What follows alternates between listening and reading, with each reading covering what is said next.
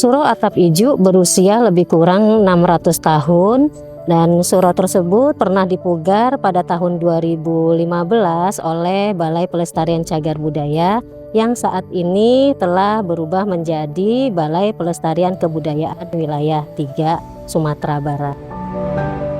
Surau Atap Ijuk ini mempunyai ciri khas tersendiri yaitu beratap ijuk. Bahan atapnya itu terbuat dari ijuk, dan di Sumatera Barat ini hanya ada 2, salah satunya Surau Atap Ijuk. Pada tahun 2025 ini Balai Pelestarian Kebudayaan Wilayah 3 Sumatera Barat melakukan upaya pelestarian yaitu berupa konservasi terhadap Surau Atap Ijuk ini.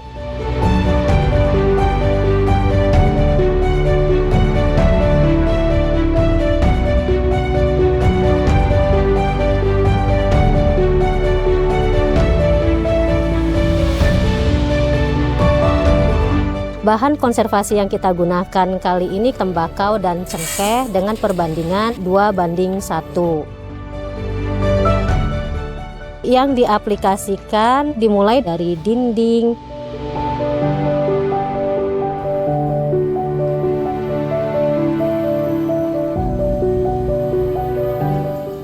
lantai,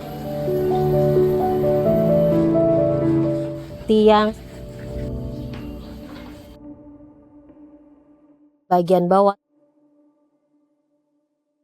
sampai ke bagian atap.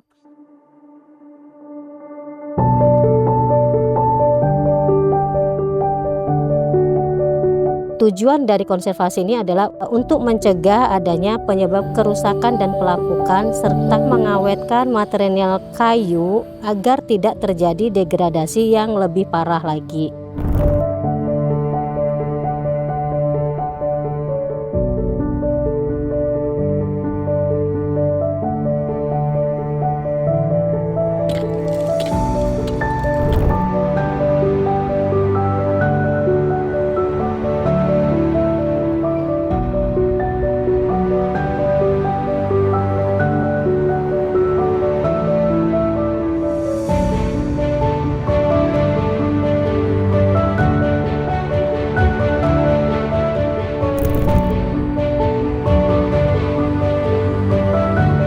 Setelah merawat Surau Atap Ijuk ini, semoga dapat digunakan untuk beribadah kembali.